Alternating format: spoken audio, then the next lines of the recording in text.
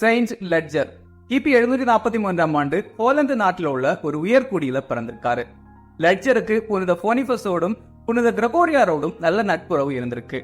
கிரகோரியார் கற்றுக் கொடுத்த பாடங்களை எளிமையா கற்று தேர்ந்திருக்காரு லெட்ஜர். கிரகோரியாரோட அன்புக்கு பாத்திரமானவரா இருந்திருக்காரு லெட்ஜர். ஒரு நாள் கிரகோரியார் லெட்ஜர் கிட்ட பின்லாந்து நாட்டுக்கு நற்செய்தி பணியாற்ற போறியா அப்படின்னு கேட்டிருக்காரு.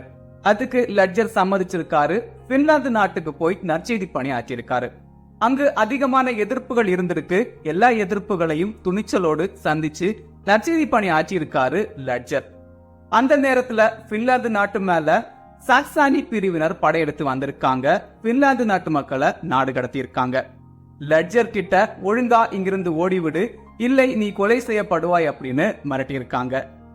லெட்ஜர் அங்கிருந்து ரோமைக்கு போய் திருத்தந்தை கிட்ட தன்னோட நிலைமைகளை விவரிச்சிருக்காரு.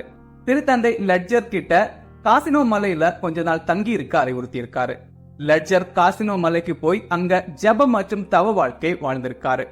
இந்த நேரத்துல சாக்சானி பிரிவினர் மேல மன்னர் சால்மோன் படையெடுத்து பின்லாந்து நாட்டை கைப்பற்றியிருக்காரு.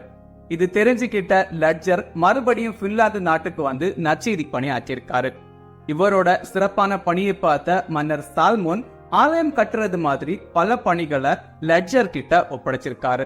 லெட்ஜரும் தனக்கு கொடுத்த பணிகளை சிறப்பாவே செஞ்சிருக்காரு. முனிஸ்டர் மறைமாவட்டத்தோட முதல் ஆயரா திருநிலைப்படுத்தப்பட்டிருக்காரு லெட்ஜர்.